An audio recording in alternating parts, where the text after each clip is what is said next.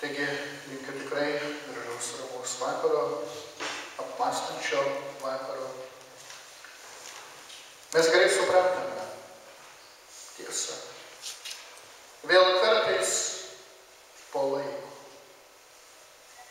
tikrai po laiko, kad savo tarpe iš tikrųjų turėjome šventųjų. Ir ši didelė visų šventųjų iškilmė natūraliai pereina į mirusiųjų paminėjimą. Ir tada žvelgdami į tas uždegtas žvakeles, į tų uždegtų žvakelių liepsneles, pagalvojame kartais ir apie pačius save.